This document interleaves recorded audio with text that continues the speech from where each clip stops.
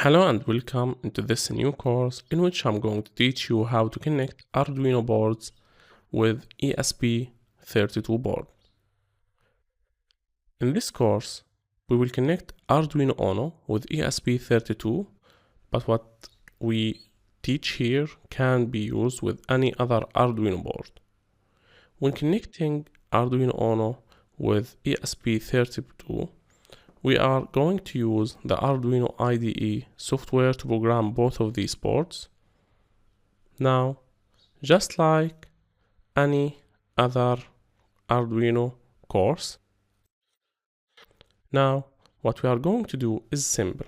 We are going to connect these two boards together, and this board will have sensors connected to these pins and will send sensor data using serial communication to the ESP32 board, and ESP32 board using the Wi-Fi connection will send the sensor data to an online client, a web server, and in our case we are going to use MQTT web client. And there are some things that you need to do in the Arduino coding and ESP coding to make this work. And you can't directly connect Arduino to ESP, so we are going to use a converter here in the middle, and everything is explained inside this course. Now, again, this process is a very easy process, and I'm going to explain it in a step-by-step manner. And here is what you will learn. You will learn how to program Arduino and make it ready to send data to ESP32 board. You are going to learn how to program ESP32 board and make it ready to receive data using serial communication from the Arduino board.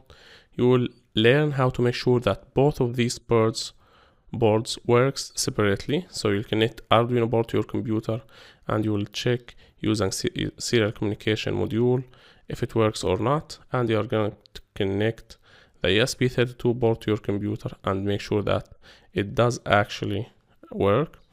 You will connect both of these ports together using a 5 volt to 3.3 volt converter, and you will create an account, and then you will create a simple MQTT client. I will teach you what is MQTT, why we need it, and what are the main concepts in MQTT server and client providers.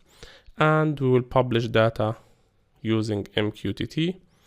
You will create a free account online so that this account will receive data from ESP32 board.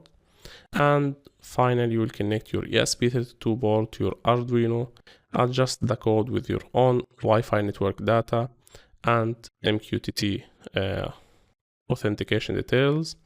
And the last step will be sending sensor data from Arduino to ESP, which will in turn send it to the MQTT web client. I'm sure that you will enjoy this course. Most people connect Arduino to ESP board because Arduino can handle sensors, relays, and other hardware way much better than ESP boards, and they don't want to damage their ESP board. They want more options, and Arduino does provide these options. So you can use this process to make ESP as a middleman between Arduino and the internet or the web. Thanks for watching this introduction. This is Ashraf from Educational Engineering Team. See you inside.